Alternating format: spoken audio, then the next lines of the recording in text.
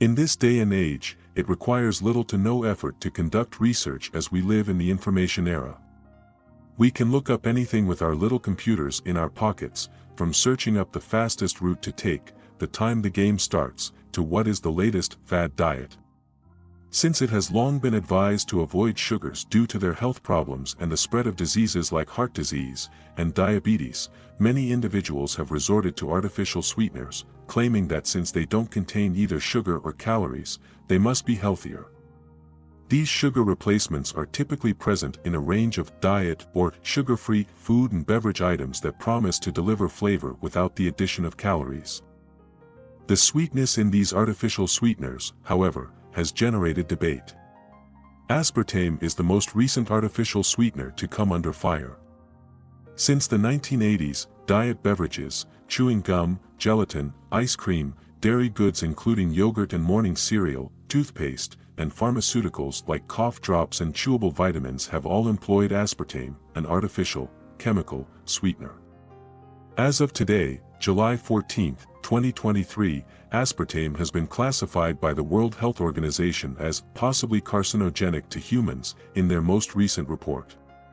However, it was also said that safety is not a major concern, given that people do not consume excessive amounts of this artificial sweetener. For the purpose of evaluating the possible carcinogenic risk and health hazards related to aspartame use, two organizations undertook separate but complementary assessments. IARC, which had never assessed aspartame before, and JECFA, which has done so 3 times. According to the IARC, there is some evidence that aspartame may cause human cancer, particularly hepatocellular carcinoma, a kind of liver cancer, but the data is not strong enough to classify aspartame as a known human carcinogen. JECFA came to the conclusion that there was insufficient evidence to justify changing the previously set recommended daily intake, ADI, acceptable daily intake, for aspartame, which is 0 to 40 mg/kg body weight. Therefore, the committee reiterated that it is safe for someone to ingest up to this daily limit. For instance, an adult weighing 70 kilograms would need to consume more than 9 to 14 cans of diet soft drinks per day, assuming no further intake from other food sources, to go above the recommended daily intake. The FDA issued a rare reprimand in response to the WHO's conclusions in an article in the New York Times, stating that it disagrees with IARC's conclusion that these studies support classifying aspartame as a possible carcinogen to humans. The WHO's classification of aspartame as possibly carcinogenic to humans does not imply that aspartame is in fact associated with cancer.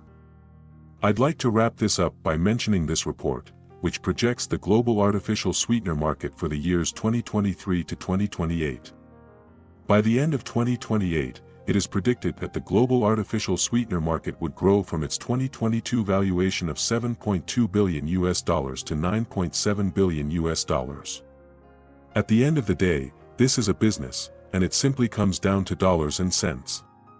These conglomerates will never admit they were wrong, for the simple fact it will implicate them in a crime and criminal action. That's just my 2 cents, I'm just here to give the news.